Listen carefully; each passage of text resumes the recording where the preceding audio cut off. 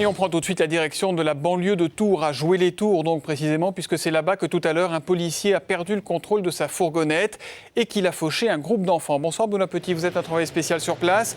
Une petite fille n'a pas survécu à cet accident.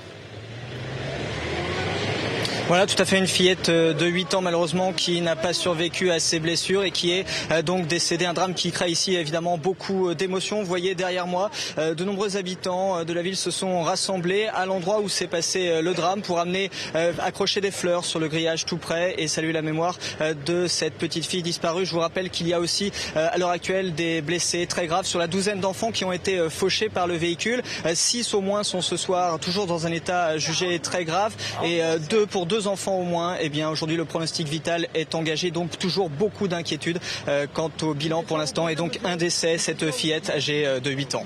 Ça s'est passé à un rond-point visiblement. Est-ce qu'on sait exactement comment on en est arrivé à ce drame, Benoît ? Non, pour l'instant encore beaucoup d'interrogations sur ce qui s'est passé exactement sur ce rond-point. Une enquête est en cours. Ce que l'on sait, c'est que c'est un gendarme qui était au volant d'une fourgonnette, une petite camionnette qui était banalisée et qu'il a perdu le contrôle de son véhicule. On ne sait pas encore dans quelles circonstances exactement, mais en tout cas, il n'a plus réussi à maîtriser son véhicule et il est venu percuter ce petit groupe d'adolescents, de très jeunes enfants qui étaient accompagnés manifestement d'un de leurs professeurs. Et donc ça s'est passé ici. Une enquête est en cours, je vous le disais, qui a permis tout d'abord d'écarter auprès de ce gendarme les causes éventuelles d'alcoolémie, de consommation de stupéfiants. Rien de tout ça. Des tests ont été menés, mais on ne comprend pas encore vraiment pourquoi le gendarme a perdu le contrôle de son véhicule.